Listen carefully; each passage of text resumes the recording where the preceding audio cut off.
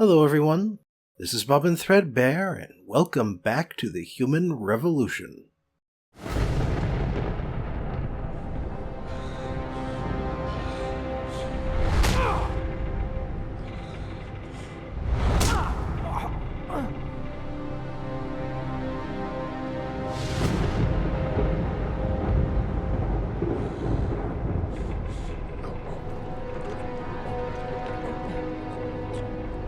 Megan. No Megan here, I'm afraid. Though I admit I'm curious who she might be. Who are you? And what are you doing on my ship? Bell Tower keeps 2 ships in port. They're going to plant that package in Administrator Wang's office.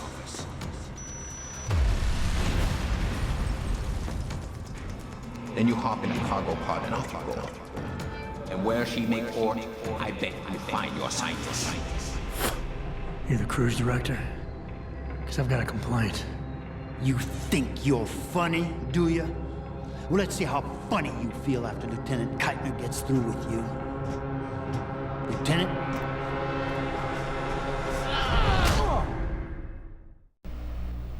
It's useless to resist. This chair has a built-in EMP field generator. Your augs are nothing but dead metal right now. Is that so? No doubt they will have reset to Factory Zero. You need a limb clinic. You can't have it both ways, you know. You can't play the good cop when you've been playing the bad cop. You think you're clever, don't you?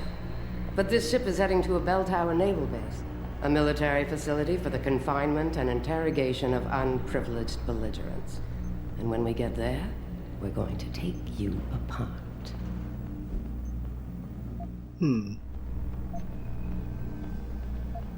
Sass or no sass? You'll have to get me there first. You're outnumbered and outgunned. I don't think it'll be a problem. Still, when they found you in that cargo container, you did manage to take out a number of highly trained men. Tell me something, Hotshot. Do you enjoy taking people's lives? I'm selective about it. Not if I'm given the choice. Oh, but you had a choice when you decided to blow up our port. Don't know what you're talking about. Like hell you don't. We may not know who you are, yet, but Burke's running your profile as we speak. High-grade combat spec augmentations, built to be somewhat unnoticeable so you blend in with the civs. Someone spent an awful lot of money creating you. Lucky me. So I guess the real question is, are you a terrorist? Or some kind of corporate thief? Well, some kind of corporate thief, actually. Well, we challenged her before, so... Shut off the EMP generator. We'll find out. You have absolutely no idea of the shit you're in, do you? Rifleman Bank Station is a black site. It's off the grid. No one will come and rescue you. No one even knows where it is. You'll be dropped into a deep, dark hole and never see the light of day again. Stew on that for a while, tough guy.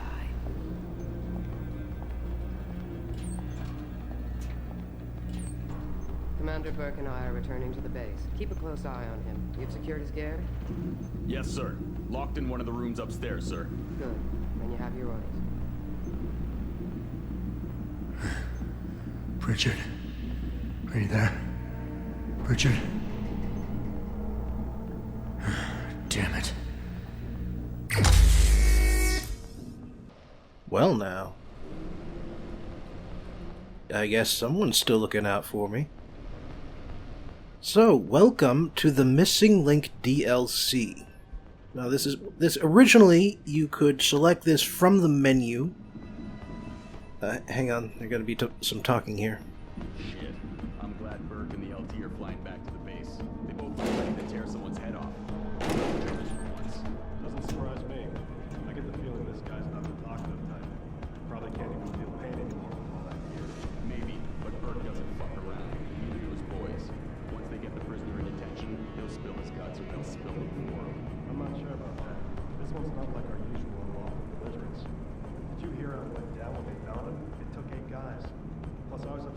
saw the equipment that took off. What about those augments? Well, it's none of your business who he is. We just have to guard him until the transfer. And by the way, watch yourself. If you go and choke on him off with belligerence like you just did in front of the wrong guy, you might join. So, like I was saying, you can select this DLC from the main menu. Originally. Uh-oh. I got someone's attention. Or is that what I want? But because you could select this from the main menu, everything about this is completely isolated and separated from the rest of the game. That's why you had that sort of, that's why there was that little bit near the beginning. Nice. That, in the video, that sort of caught you up to where this DLC takes place during the main campaign, because originally it wasn't part of that.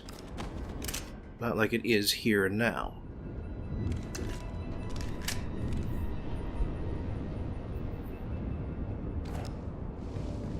As such, you start with no weapons, no gear, and like she said, all of your augmentations are reset to factory 0. Nothing. Nothing except for what you start out with. Patrol 2 Charlie. Anomalous reading in Sector D6. Monitor. Jesus, what is it now? We just got here. Now we gotta move. You'd rather keep standing in an empty passageway? At least this gives us something to do. Come on. But that's the other reason why I felt comfortable with doing a New Game Plus mode where I already start with everything. It's because I would be able to give you the experience of earning augmentations over time by playing through this DLC section. And, since I failed to mention so before, the reason why we are playing through this now in the middle of the game is because that is how they arrange things in the director's cut.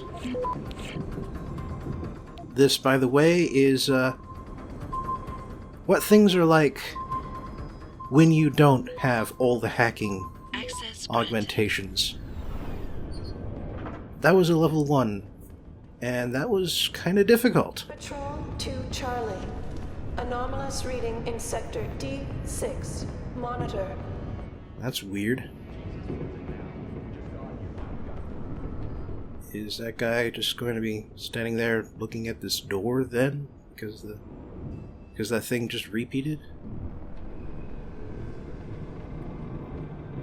I'm not sure if this... I think this normally happens too. Like, it's not because I've been stealthily cutting together failed runs. Because, yeah, the game gets a lot more difficult, especially on hard mode when you don't have all of your augmentations just straight out of the gate.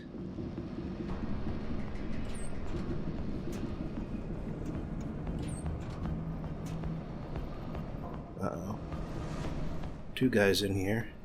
And I don't have the take it down 2 people at once augmentation. And by the way, I am going to be in kill mode for the DLC. The only reason I'm doing non-lethal takedowns is because they are quiet. And because my alternative, this pistol, is completely unmodified. Oh hey, another new alternative. I don't think this will help much, but so long as it helps some. There we go. Stop right there! Okay. It didn't help at all. But luckily, one of the 2 guys that was out there decided to move to another floor. So that's convenient for me. Because apparently he's not even alerted, looks like. I mean, the timer interface is gone. That was a mod. But we would see the little alerted thing pop up there in the lower left-hand corner. Oh, and by the way, the minimap is smaller now, because that's a mod. And looks like I've got everything in this hallway here. Managed to get past the camera by sneaking in through the vents. Now, I should say that there are basically 3 states through which you can leave this ship. One is to get all of the ghost rewards. One is to get all of the no alerts awards. And one is to get neither of those 2. I'm going to be shooting for the middle result. Because, you know, I've already screwed up a ghost run. Security rating 3. I can't get through there. Hello there, buddy. Surprise!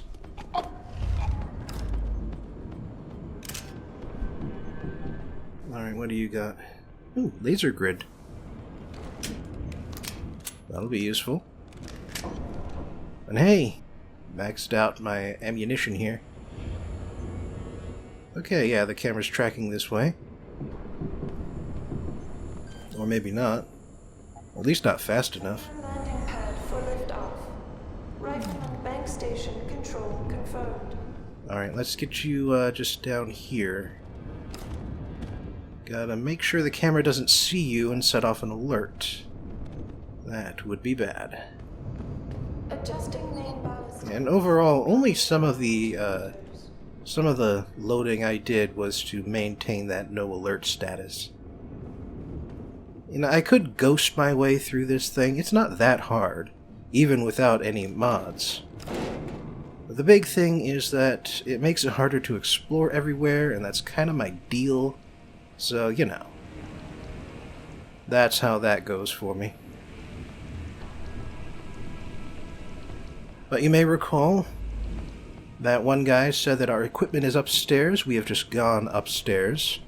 Technically up a ladder, but you get the drift. Thrusters fall back. Slowly. 5 knots. Yeah, surprisingly, that guy has so little peripheral vision. Oh. That you could actually just sneak right past him. No stealth or anything. And yeah, I left that one in just to show you how close to death you constantly are. Especially in this, on hard mode. Confirmation.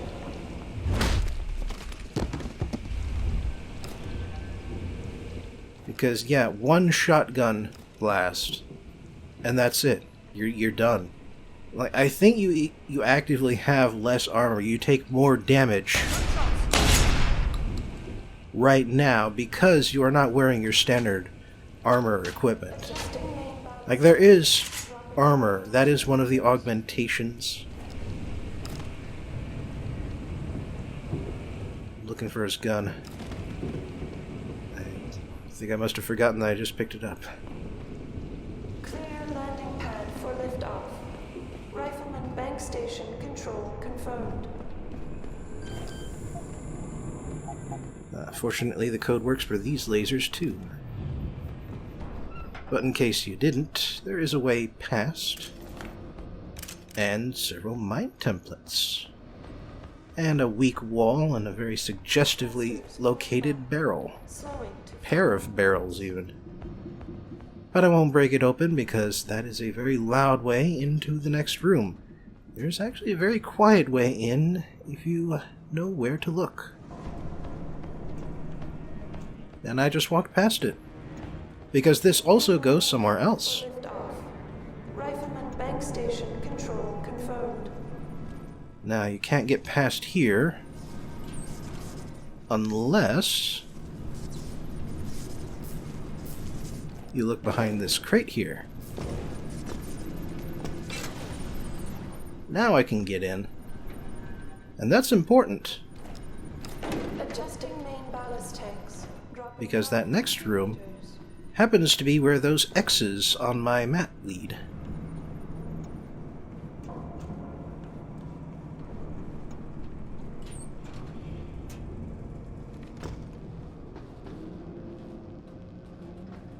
Here's the front door. confirmation. Yeah, you can see that this is the only way in this case. Unless you can find the access code for it. Yeah, that was a message left for Jensen. Because guess what's in here?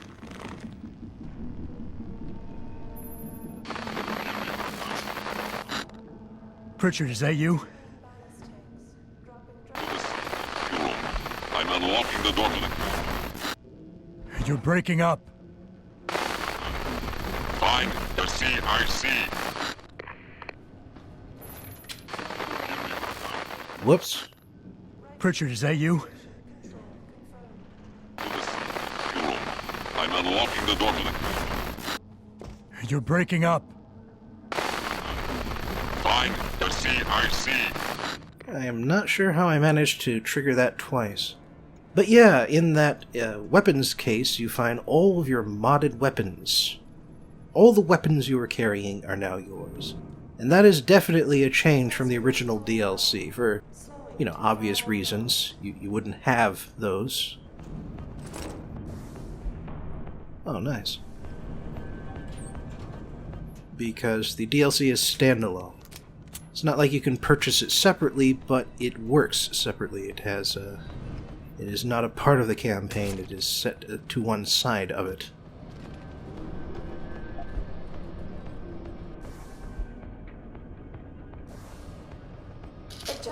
Nice. Oh, shit. I didn't even know that guy was there.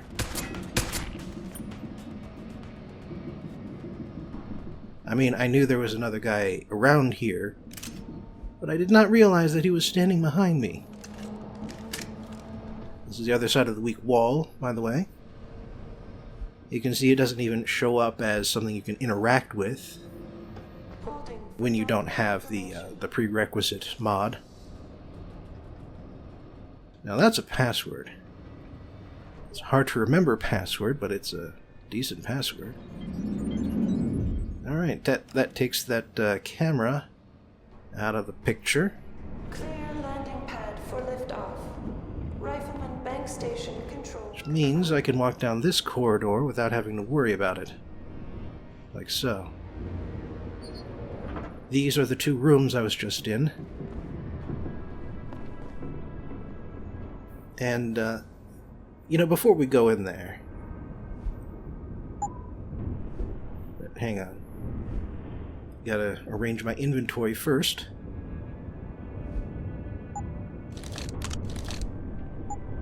This is how much inventory space you get unmodified.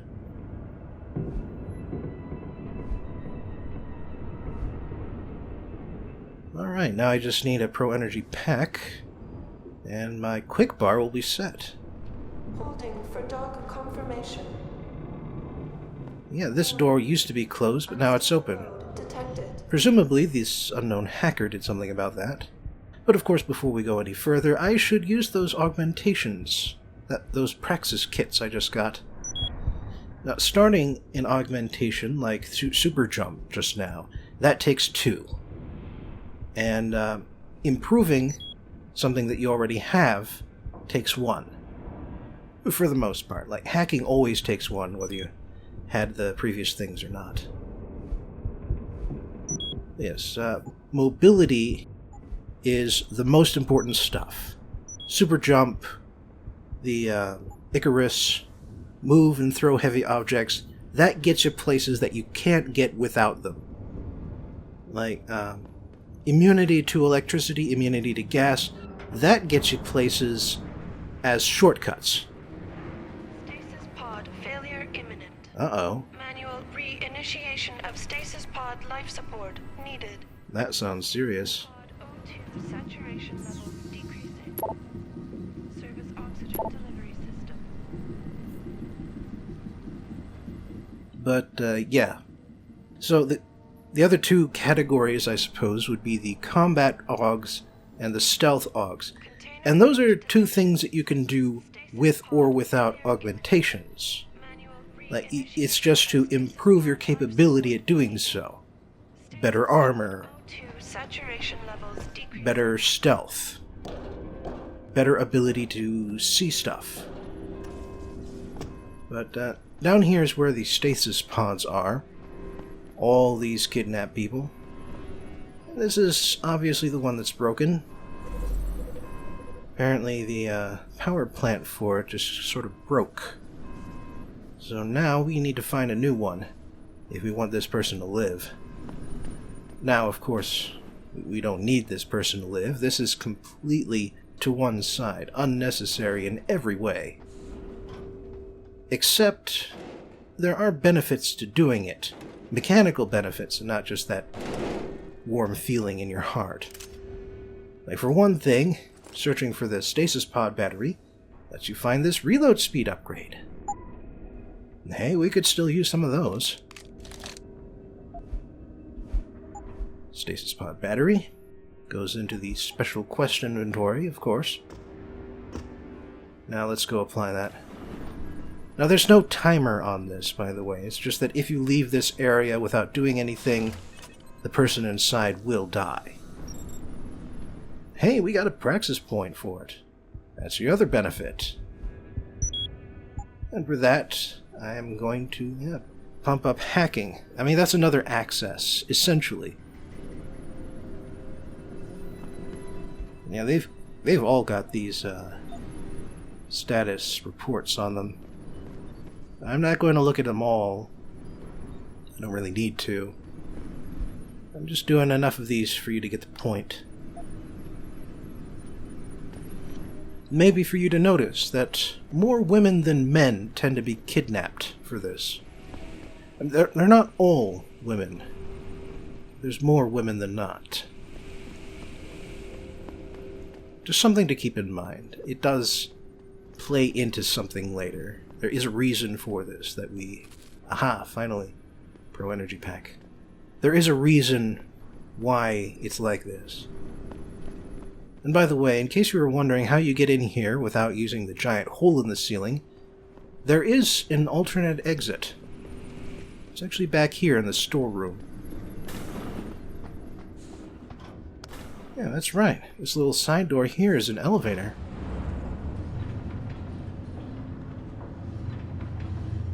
Where does it lead, you wonder? What, back into the control room here. Interesting. It's a one-way door, and it looks like part of the wall when it's closed. Yeah, looks like her vitals have stabilized. That's good. So yeah, you can see that super jump comes right in handy over here. I mean, like I was saying, you can get everywhere in the DLC without using any mods. Because that is actually... that is one of the achievements you can get, is Factory Zero. It's not just don't augment yourself. It's also don't use weapons. Oh, there's Icarus coming in handy. Don't use weapons. Don't use grenades. And, yeah, you can imagine how limiting that is. But I got it.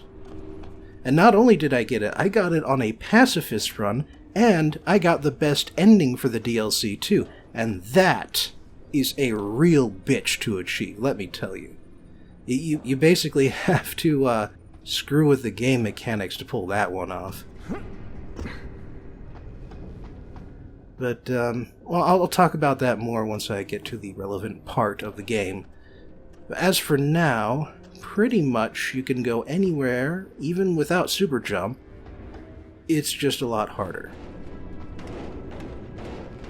Like, you can get up here. You can run around these corridors here. Now, conveniently, you've noticed nobody's around. Oh, what have we got back here? Ah, more grenades. And the ability to see up through boxes. Huh. You can't jump onto any one of these floors, by the way. I mean, I'm guessing there's some glass there, because if there isn't, there are a bunch of invisible walls instead. Yeah, you could get up here by moving a crate around, but that takes a long time, and screw that. I'm doing a Let's Play here. I want to keep you guys engaged. I don't want to spend half my time moving boxes around.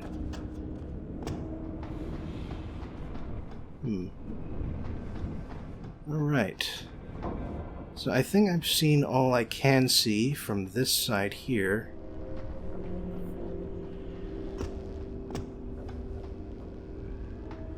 And I guess it's everything from up there.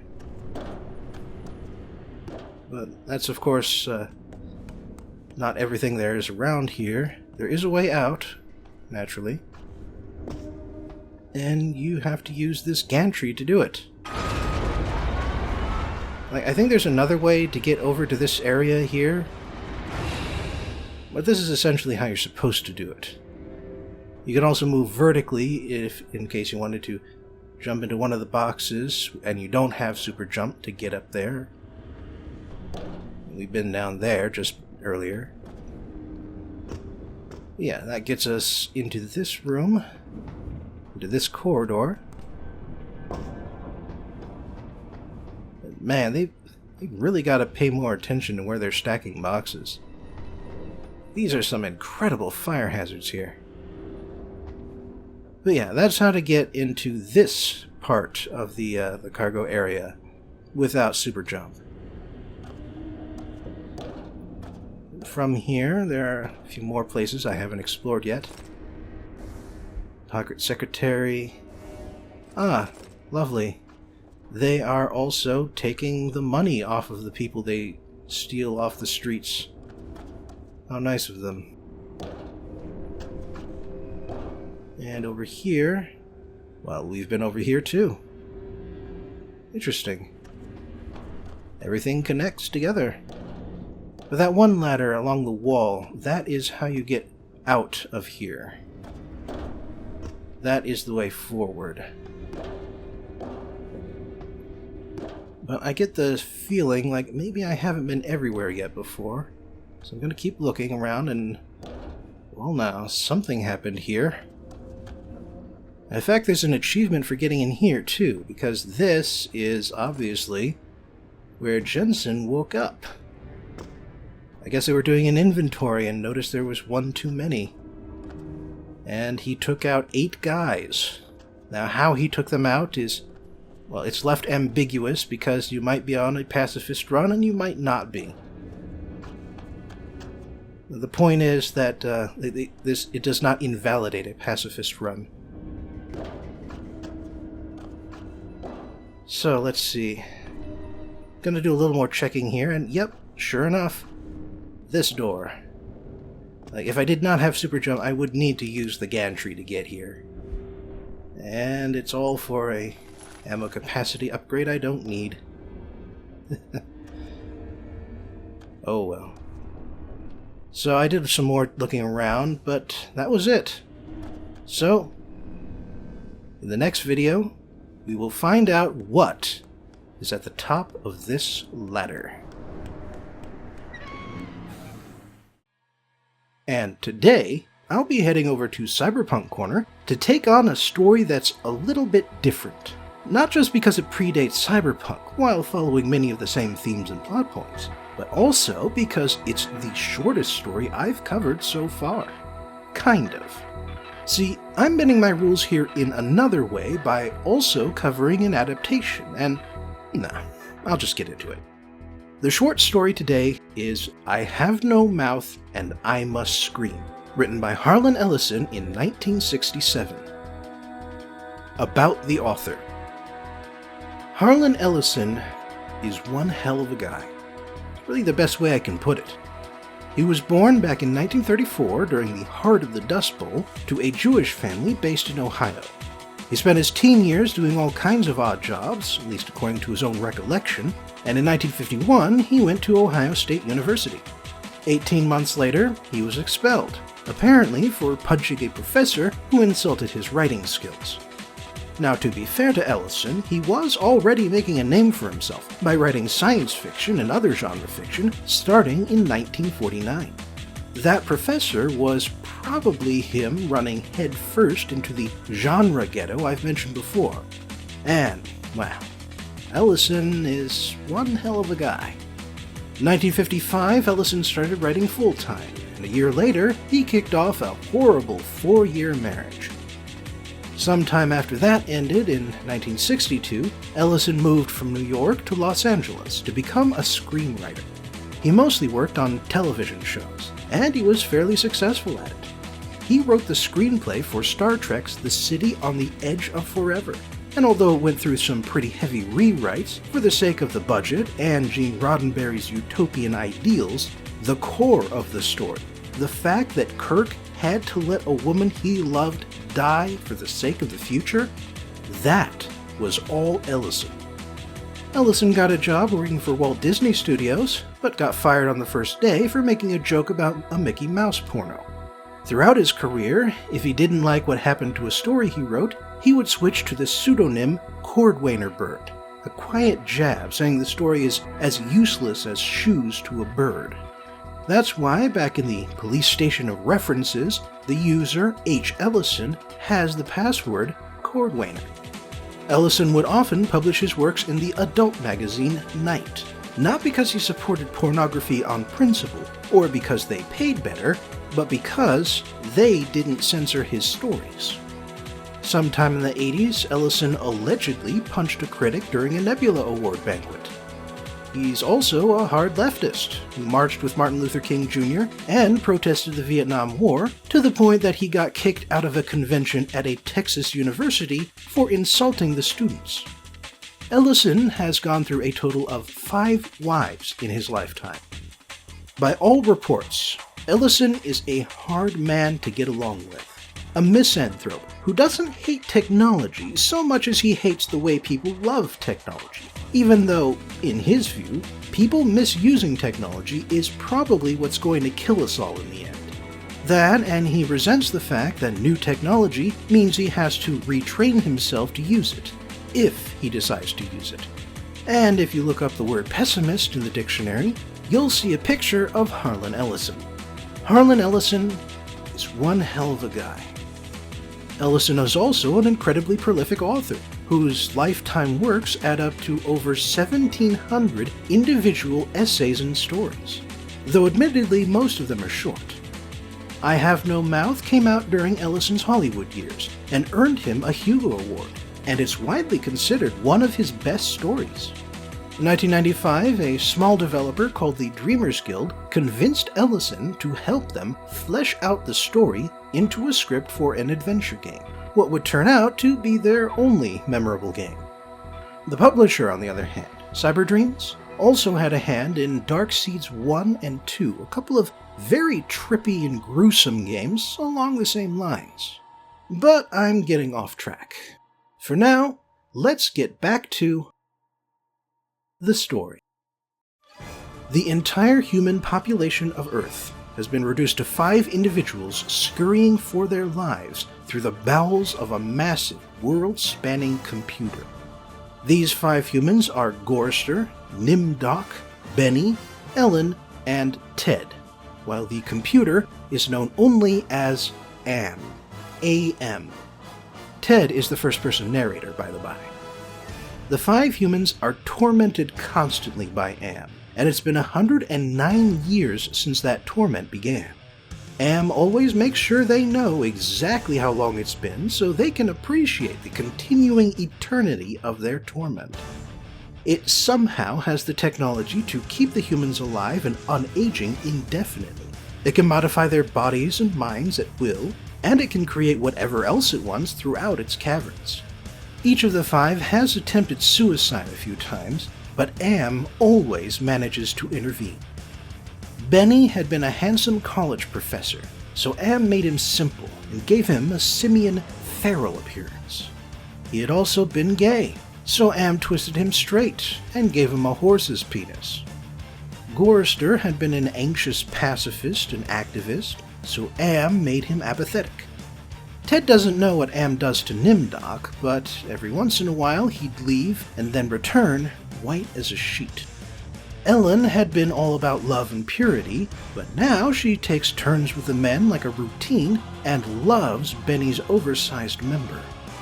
As for Ted, he insists that he's the only normal one, but the text makes it clear that he's become paranoid.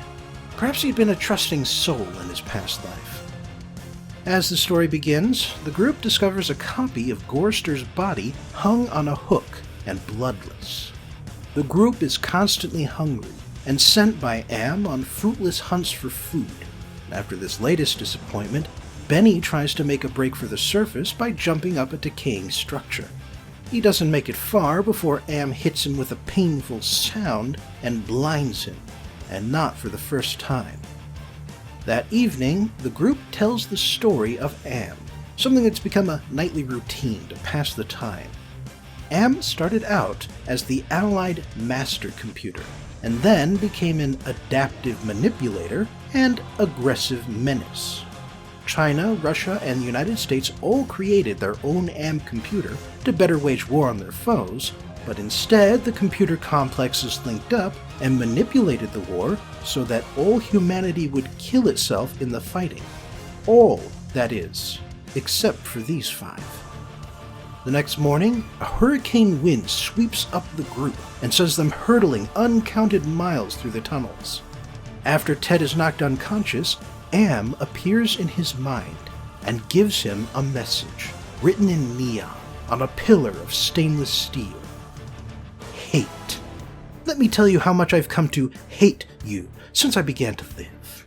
There are 387.44 million miles of printed circuits in wafer-thin layers that fill my complex. If the word hate was engraved on each nanoangstrom of those hundreds of millions of miles, it would not equal 1/1 billionth of the hate I feel for humans at this micro-instant. For you. Hate. Hate! At this instant, Ted realizes why Am torments them. It's because it has nothing else to do. For all its size, Am has no body. And for all its hate, it has no one to inflict it on except for these 5 survivors of the apocalypse. 5 survivors just as trapped and doomed to live as Am is. The hurricane wind dumps the 5 in a cave with the giant bird who created the wind. Am declares that they must kill it if they want to eat, but it only gives them a water pistol and a few crude bows. The group walks away instead. Am then gives them a clue about canned goods. The survivors pass through uncounted torments until they reach the ice caverns where the cans are kept. Cans they can't open since they are surrounded by ice. Benny goes crazy and starts eating Gorrister, but even that won't kill him. At least, not until Ted gets a bright idea and kills Benny and Gorrister with icicles. Ellen realizes what he's doing and kills Nimdok. Ted then kills Ellen, but sadly, there's no one left to kill him. Am is upset that Ted took away its toys, and it fears Ted will do the same to himself, so it alters his shape to make him incapable of self-harm. He becomes a soft jelly thing, like a slug with white holes for eyes and 2 rubbery appendages. Ted is utterly alone with a mad machine, and his last words are these: "I have no mouth, and I must scream." The game. I have some time to spare, and since the video game was written by Harlan Ellison, I figured I should describe how it expands on the original short story and changes it. Mostly, it's by creating a story for each of the 5 humans, a reason why Am chose them to torment over the rest of the human race. And since this is a game where you need to have a goal, it's possible to defeat Am by playing the scenarios right. Gorrister has physically lost his heart as a punishment for beating his wife so much she went crazy, and Am sends him to a rusty old Zeppelin and promises to let him kill himself. Not that it does. Instead, Gorrister lands the Zeppelin and discovers that his mother-in-law was equally responsible for his wife's declining mental health, possibly even more. When he does that, Gorrister finds a way to recharge his heart. Benny has the same animalistic appearance as he does in the short story, but the game drops the gay angle, and instead, Am torments him for having killed 4 men under his command during Vietnam. To prove that he's a changed man, Benny has to demonstrate empathy and compassion when dealing with a tribe of savage robot people. He does so by offering to die in place of a child sacrifice. In the game, Nimdok is an old man, a former Nazi scientist who turned in his Jewish parents and experimented on prisoners at a concentration camp under Dr. Mengele. Am's game is to recreate the camp while removing Nimdok's memories so that he can continue his experiments for Am's sake. Nimdok gets out of his scenario by helping the Jews escape and activating the Golem of Prague. The game plays up Ted's paranoia by having him be a con artist and Lothario, constantly worried that his marks will discover his lies. Am promises to let Ted go if he can solve a little puzzle, and it puts him in a medieval castle with Ellen as a damsel in distress. A fake Ellen, naturally. Ted wins his scenario by staying loyal to Ellen and placing her well-being above his own by abandoning his attempt to escape Am's grasp. Am taunts Ellen by promising her a chance to kill it. Instead, Am forces her to go through an Egyptian-style pyramid that triggers her fear of yellow and confined spaces. This is because she was raped by a fake maintenance man in a yellow coverall in an elevator. Ellen succeeds by attacking the man in yellow and beating him unconscious. Incidentally, Ellen's scenario really helps us understand Am's motives. While the other 4 suffer under a certain amount of guilt, Ellen has PTSD from being a victim. Am is not punishing the guilty here. It is tormenting these 5 people because he loves the way they squirm. In the last part of the game, Am is flustered by the human's unusual actions, and this allows subconscious elements of its psyche to take over, temporarily, long enough to send the humans into cyberspace to dismantle Am directly. 4 of the humans die during this assault, inevitably, and depending on how you do, the survivor will either fail and turn into that slug creature from the short story, or else defeat Am and become a permanent digital creature, lost amid the machines forever.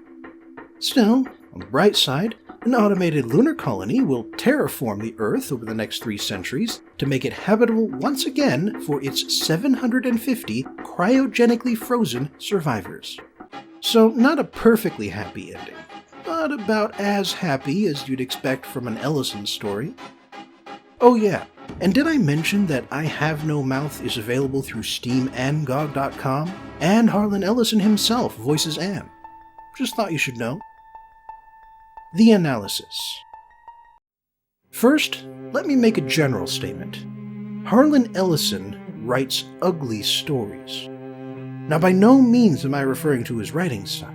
His style is actually very good and has a unique cadence that draws you in. Gibson's style is like beat poetry, but Ellison is more curt and choppy than that. Let me give you guys another excerpt. The hunger was something that had come to life, even as Am had come to life. It was alive in my belly, even as we were in the belly of the earth, and Am wanted the similarity known to us. So he heightened the hunger. There was no way to describe the pains that not having eaten for months brought us, and yet we were kept alive. Stomachs that were merely cauldrons of acid, bubbling, foaming, always shooting spears of sliver-thin pain into our chests. It was the pain of the terminal ulcer, terminal cancer, terminal paresis. It was unending pain. That is some powerful writing, and it demonstrates what I was saying. Ellison writes ugly stories, stories about ugly things and ugly people. They aren't always about evil people doing evil things and getting punished or not. They aren't all tragedies that will break your heart. They're stories like World of the Myth, in which the woman on a 3-person spaceship crew teases an amoral man until he rapes her, and then they crash land on an unexplored planet. On this planet are ant-like insects that can create constructs based on your thoughts, and when the amoral man uses them to confront his demons, he goes insane and kills himself. These are stories like Lonely Ache, something Ellison wrote in response to his first failed marriage. It's about a man who recently separated from his wife and goes through a string of meaningless sexual encounters. And each encounter gives a little more life to the monster crouching in the corner of his room. The monster never does anything but stare at him, but the man eventually shoots himself through the eye to not give it the satisfaction. In the context of Ellison's other works, then, I think it's safe to say that I Have No Mouth isn't a message story about the dangers of technology, or at least it's not that simple. It also isn't merely a religious allegory in which humanity creates its own god, and that god is a wrathful god who turns Earth into hell and torments the living. Even in the short story, where the characters don't have extensive backstories, M doesn't choose them because they are the 5 greatest sinners on Earth. He chooses them because he is full of hate and he needs a way to express it. And so, while I Have No Mouth is both of the things I said before, it's also about the self-destructive nature of hate, something I'm sure Ellison would know from first-hand experience. I believe there's a reason why he voices M in the computer game instead of Ted, and it's more than just a matter of the game developers getting a bright idea. Hatred is self-defeating even as it inspires you to defeat others. Why is that? Because defeating others will not get rid of your hatred. You may feel a temporary high in the rush of victory, but that high is fleeting, and the hatred will still be there when you come back down. It'll still be making you feel miserable and angry at the world, and ultimately at yourself, since the world we react to is a mental construct. Facts have no emotions, and they don't need emotions to be facts. But our brains need emotions to decide what to do. M has no emotion besides hatred, and it is addicted to the rush of tormenting the objects of his hatred. So when those objects kill each other and threaten to disappear, M panics. It has no idea what else it can do. It has no other way to pass the time. The eternal loneliness to which its hatred-inspired genocide has condemned it. M may act like a wrathful god to the 5 survivors, but from its perspective, M is living in a hell of its own creation. And in case you are wondering, the way to end the agony of hatred is not to defeat your enemies, but to forgive them. And the way to end the agony of guilt is to forgive yourself, because guilt is a form of self-hatred. Forgiveness is a very selfish action, as it turns out, because it allows the forgiver to live a much more pleasant and less troubled life. And for not realizing that, Am is the most tragic character of the story. Thanks for joining me again today in Cyberpunk Corner, and I hope I'll see you next time for a film dystopia about ageism and blind tradition.